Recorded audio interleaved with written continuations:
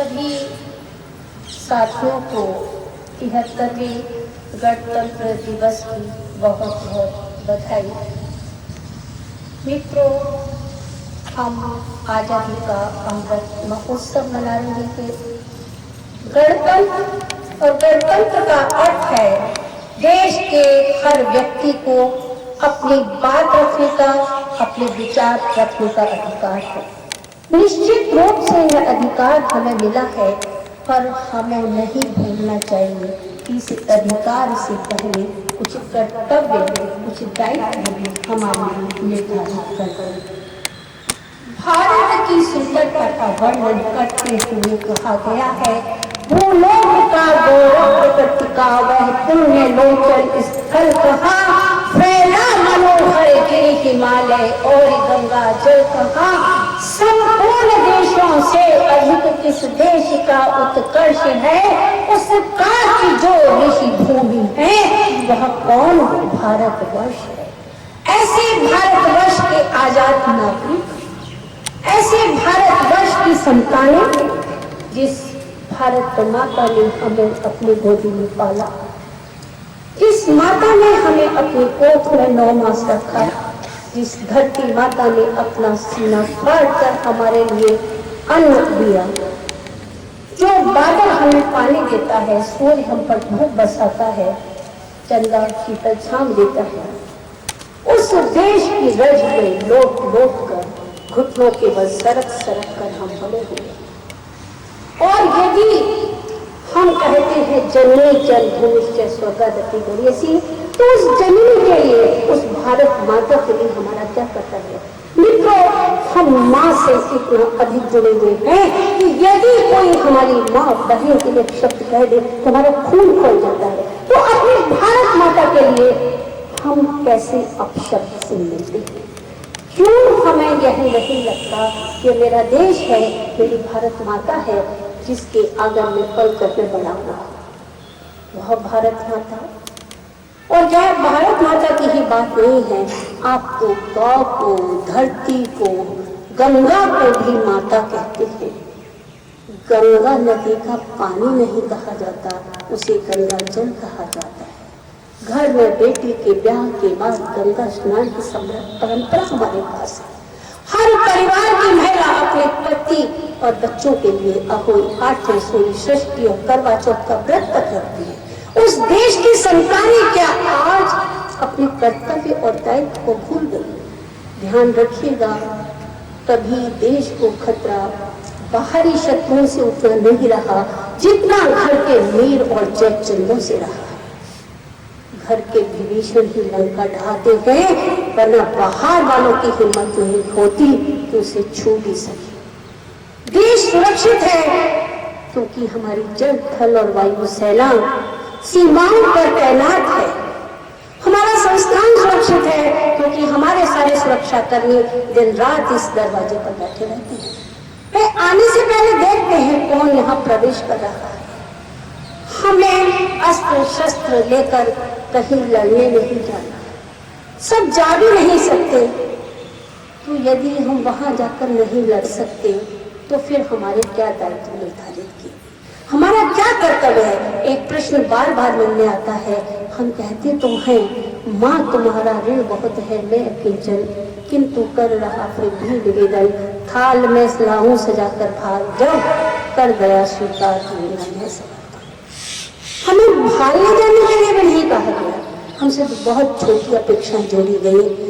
जो काम दिया गया है, आप जिस प्रदेश में है, जिस क्षेत्र में है, जिस कार्यस्थल में है, वहां केवल ईमानदारी से अपने अपने दिए कामों को कर दो।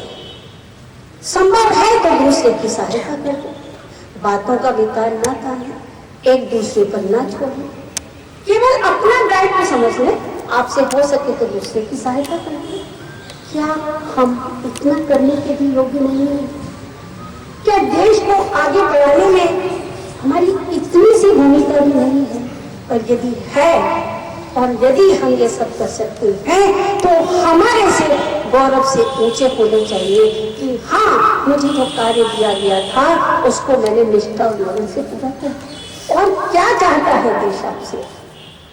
जब देश को एक गौरवशाली व्यक्ति मिला।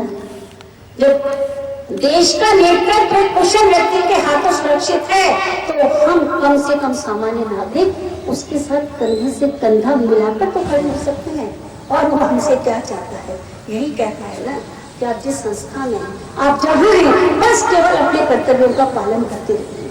अपने अपने काम को करना ही सबसे बड़ी पूजा है, इससे बड़ी और कोई बात नहीं है।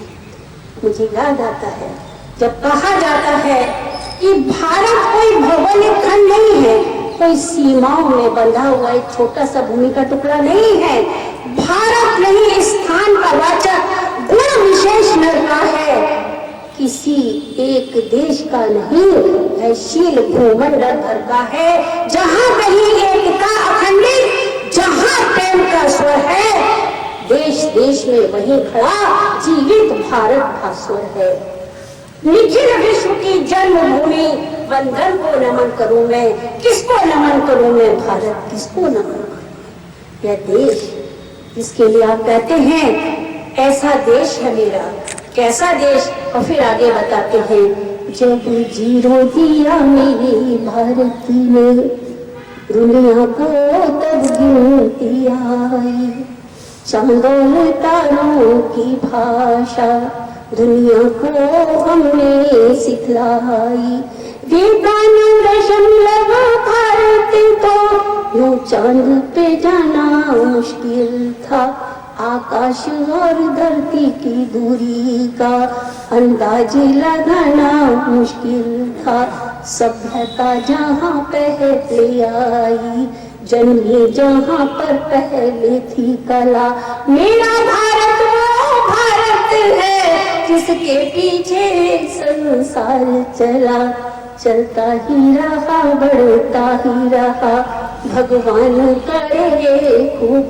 बड़े, बढ़ता ही रहे बढ़ता ही रहे।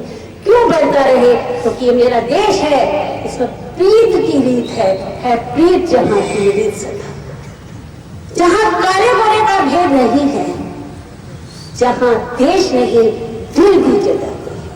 सिकंदर महान बहुत कुछ जीत लिया, बहुत झोली भर गई, लेकिन जब इस दुनिया से जा रहा था तो उसने 3 शर्तें रखी कि मेरे हाथ खुले रखिएगा, जिस मार्ग से मेरी शव यात्रा जाए वहां सारी दौलत डाल दीजिएगा और सारे वैद्य हकीमों को बिठा दीजिएगा, जिससे दुनिया को पता चल सके कि व्यक्ति साथ में लेकर कुछ नहीं जाता, सारा ताकत सारा गुण यही रह जाता है, साथ जाता है तो उसके कार्य, उसकी निष्ठा, उसका नाम, बाकी तो 2 मुट्ठी राख में हम सब से रुक जाते हैं।